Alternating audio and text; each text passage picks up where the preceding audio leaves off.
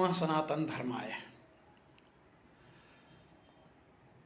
सनातन प्रवाह के इस अंक में मेरे सनातनी भाइयों बहनों, मातृशक्ति और युवा शक्ति का स्वागत अभिनंदन है।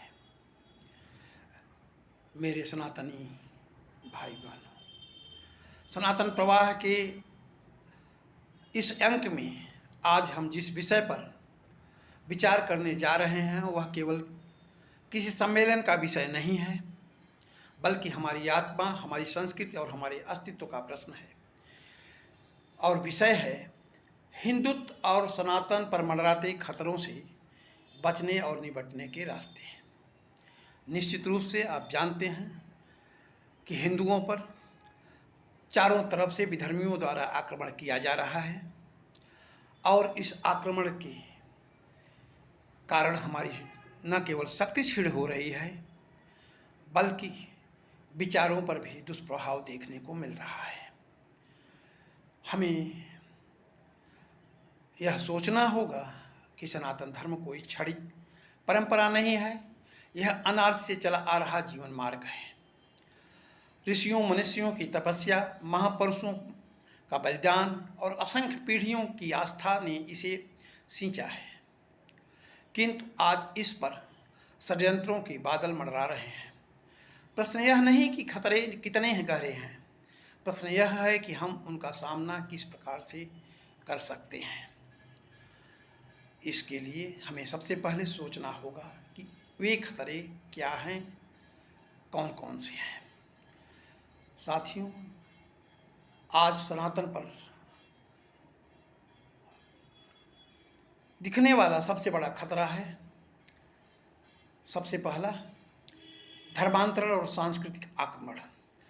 गरीब और अशिक्षित हिंदुओं को प्रलोभन देकर या भय दिखाकर उनका धर्म बदलाया जा रहा है। उनकी गरीबी का फायदा उठा करके, उनको भ्रमित करके, उनके धर्मांतरण का जो स्वरूप आज हमको देखने को मिल रहा है वह शायद इतिहास में पहले इतना गंभीर परिणाम वाला नहीं रहा है। आज हमें तरह तरह से हमारे ऊपर प्रभाव डाल करके हमें अपना धर्म परिवर्तित करने के लिए बाध्य किया जा रहा है। विशेष करके निचले तबके के वे लोग जो आर्थिक रूप से सबल नहीं हैं, जो पूरी तरह से शिक्षित नहीं हैं, वे इसके प्रभाव में आ रहे हैं। हमें उनसे सावधान रहने की अति आवश्यकता है।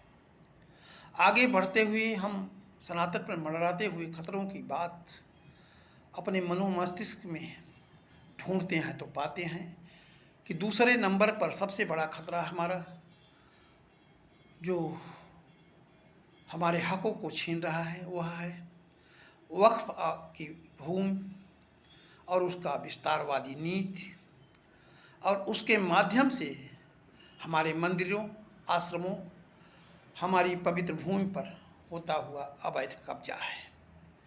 शिक्षा और इतिहास के विकृतीकरण के द्वारा हमारे मंदिरों की जमीन को एक समूह विशेष द्वारा हथियाई जा रही है और उसके कारण हमारा न केवल आर्थिक शोषण हो रहा है, बल्कि उस आर्थिक शोषण के बीच में हमारा सर्वस्व छीना जा रहा है। तीसरे स्तर पे हम विचार करते हैं तो पाते हैं कि हमारी शिक्षा और हमारे इतिहास का विकेंद्रीकरण ही नहीं, बल्कि विकृतीकरण हो रहा है।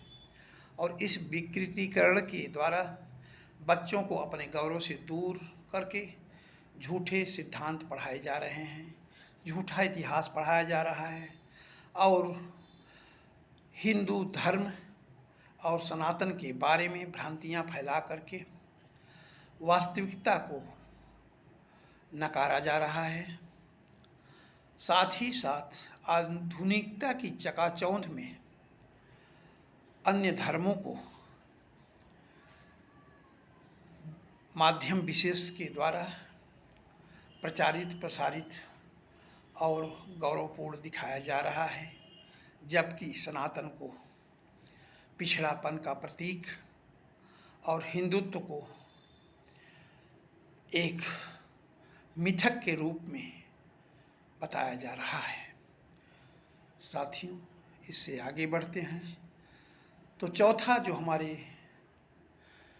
सनातन पर आक्रमण है वह है लव जिहाद और जनसांख्यिकी संकट। वैसे तो जिहाद के अनेक रूप हैं, लैंड जिहाद, भाषा जिहाद, शिक्षा जिहाद, रेल जिहाद, लेकिन इन सब के साथ साथ लव जिहाद का इतिहास बहुत पुराना है और इस लव जिहाद के माध्यम से हिंदू सनातनी बहन बेटियों को न केवल मुसलमान बनाया जा रहा है, बल्कि एक सुसंस्कृत महिला को बच्चा पैदा करने की मशीन के रूप में प्रयोग करके एक वर्ग विशेष जिसे हम अल्पसंख्यक का दर्जा दे बैठे हैं, वह अपनी जनसंख्या निरंतर बढ़ाता चला जा रहा है बहुत तेज़ी से। और इस जनसांख्यिकी संकट के सामने हिंदुत्व अपनी संख्या और एकजुटता को कमज़ोर पा रहा है। साथियों, योजनाबद्ध तरीके से हिंदू परिवारों और समाज को इस तरह से कमज़ोर किया जाना निश्चित रूप से सनातन के ऊपर मंडराता हुआ बहुत बड़ा खतरा है। पाँचवां नंबर हमारे ऊपर जो आक्रमण के रूप में दिखता है वह है हमारी मानसिक गुलामी। हमें ही यह महसूस कराया जाता है कि हमारी परंपराएं पिछड़ी हुई हैं, हमारी संस्कृति में कोई दम नहीं है, अन्य धर्मों के विचार उत्कृष्ट हैं, उत्तम हैं, हमारे देवी देवता अपनी शक्ति से क्षीण हो चुके हैं, हमारे मनोबल और हमारी ऊर्जा को बढ़ाने में सक्षम नहीं हैं। ऐसा बता कर के धर्म विशेष के लोग अपने धर्म को तेज़ी से आगे बढ़ा रहे हैं। तो इन सारे खतरों को देखते हुए हमें अब यह निर्णय लेना होगा कि किस तरह से हम इस समस्या का समाधान कर सकते हैं, कैसे हम अपना बचाव कर सकते हैं, या यूँ कहें कि इस लड़ाई का मुकाबला करने के क्या क्या रास्ते हैं, वह सब हमें खोजना होगा। अगर गंभीरता से हम विचार करते हैं तो निश्चित रूप से हमें पहले क्रम में हमें धर्म, शिक्षा और संस्कार की संरक्षा के बारे में सोचना होगा। हमारी धर्म, शिक्षा और संस्कार निश्चित रूप से हमें वह शक्ति और ऊर्जा देंगे जिससे हम ऐसे कुप्रचारों, भ्रमों का सामना कर सकेंगे। हर हिंदू परिवार अपने घर को एक छोटी सी धर्मशाला मान करके चले, परिवार के बीच में संस्कार को बढ़ावा दे, विशेष करके नई पीढ़ी बच्चों को उन्हें गुरुकुल पद्धति में शिक्षा दे, अपने पारिवारिक दायित्वों के बीच आवश्यक जो परंपराएं हैं, संस्कार हैं, उनको संरक्षित करने के लिए प्रेरित करें, अपने परिवार के लोगों को सम्मान देने और सम्मान पाने, स्नेह का भाव रखने और स्नेह प्राप्त करने के लिए रास्ता दिखाए। बच्चों को प्रतिदिन गीता का एक श्लोक अवश्य सिखाएं। संस्कार के क्रम में छोटे बच्चों को नमस्कार, पूजा अर्चना, हवन या धार्मिक ग्रंथों के श्लोकों की एक कड़ी अवश्य उनके मनोमस्तिष्क में डालें। अगर एक श्लोक भी बच्चा याद कर लेता है और उसके अंदर समाहित अर्थ को समझ लेता है तो निश्चित रूप से एक एक करके आने वाली सारी पीढ़ी निश्चित रूप से संस्कारी बन जाएगी।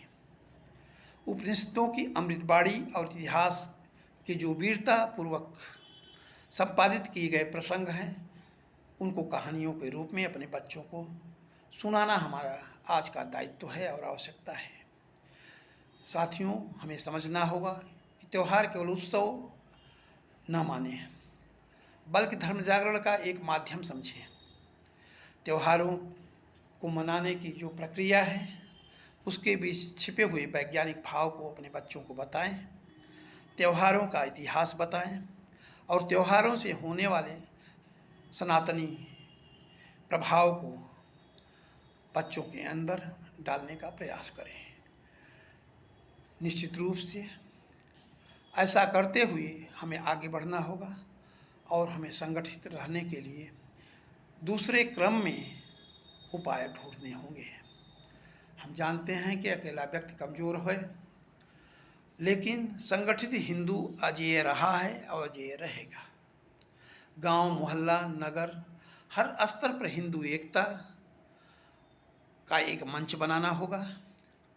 मंदिर को केवल पूजा का स्थान नहीं मानना होगा, बल्कि वहाँ जब हम इकट्ठा होते हैं तो अपने अंदर आत्मीयता का विकास करना होगा, एक दूसरों के अंदर लगाव उत्पन्न करना होगा और साथ ही साथ हर मंदिर में पहुँचे हुए सनातनी को अपने परिवार का सदस्य मान करके उसके सुख दुख को अपना सुख दुख समझना होगा।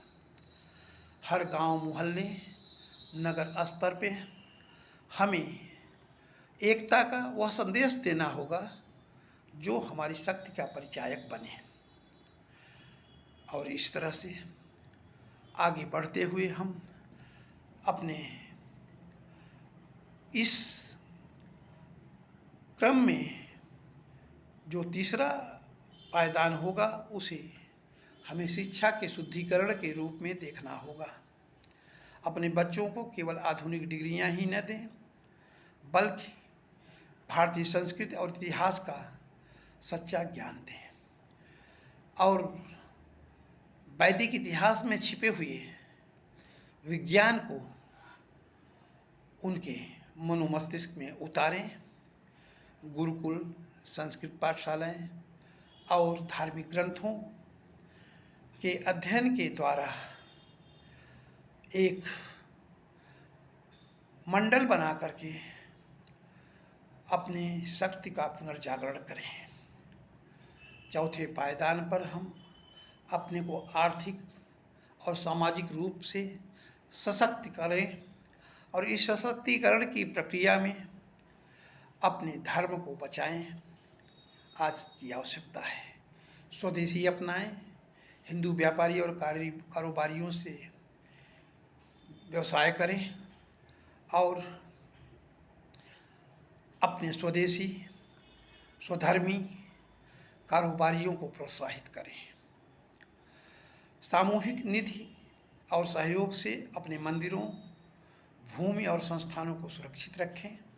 सतर्कता और प्रतिकार हमारे पांचवें पायदान की प्रमुख सीढ़ी है। धर्मांतरण, लव जिहाद या षड्यंत्र देखें तो चुप न रहें। हम यह न सोचें कि हमारे ऊपर तो कुछ नहीं हुआ है, जिसके ऊपर हो रहा है वह भुगते और झेले। किसी अन्य हिंदू पर भी अगर कोई आक्रमण होता है, किसी भी प्रकार की प्रताड़ना होती है, तो उसे हम अपना हिस्सा माने और अपने ऊपर आक्रमण और प्रताड़ना माने। धर्मांतरण, लव जिहाद या षड्यंत्र देख करके चुप रह जाना निश्चित रूप से हमारी एकता को खंडित करेगा और एक एक करके हम सभी उन विधर्मियों की चपेट में आएंगे और अपना संस्कार, अपना धर्म, अपनी संस्कृति को विनाश की ओर जाते हुए पाएंगे। गांव-गांव, गली-गली जा कर के हमें सनातनी जागरण करना होगा। सोशल मीडिया और तकनीकी को हिंदू जागरण का हथियार बनाना होगा। साथियों, अब आवश्यकता है कि हम प्रेरणा लें अपने पूर्वजों से कि उन्होंने किस तरह से अपने धर्म की रक्षा के लिए अपना सर्वस्व बलिदान किया, तन मन धन श्रम समर्पित किया और अपना सर्वस्व बलिदान करके सनातन की रक्षा किया। गुरु गोविंद सिंह ने अपने चारों पुत्रों को धर्म की रक्षा में बलिदान करवा दिया। महाराणा प्रताप के पास घास की रोटी खाने की स्थिति आई तो क्यों? क्योंकि उन्होंने सनातन धर्म के लिए, सनातन धर्म के प्रति अपनी आस्था को नहीं छोड़ा। छत्रपति शिवाजी महाराज ने औरंगजेब जैसे साम्राज्य को चुनौती की दी, तो क्या हम उनकी संतानें आज सुविधाओं के बीच में रहते हुए भी अपने धर्म की रक्षा नहीं करना चाहेंगे? आइए हम संकल्प लेते हैं मेरे सनातनी भाइयों और बहनों, हमें आज प्रण करना होगा कि धर्मो रक्षति रक्षितः। जो धर्म की रक्षा करता है, धर्म ही उसकी रक्षा कर सकता है। हम अपने बच्चों को संस्कार देंगे, हम अपने गांव और समाज को संगठित करेंगे, हम आर्थिक, सामाजिक और सांस्कृतिक रूप से आत्मनिर्भर बनेंगे और सनातनी मार्ग पर चलकर हम हर षड्यंत्र का डट करके प्रतिकार करेंगे। यदि हिंदू जाग जाएगा तो भारत जाग जाएगा, और जब भारत जागेगा तो निश्चित रूप से पूरी दुनिया को प्रकाश मिलेगा। आइए हम सब मिल करके गर्व से कहें, जय जय सिया राम, जय हिंद, जय हिंदू राष्ट्र, जय भारत, सनातन अमर रहे।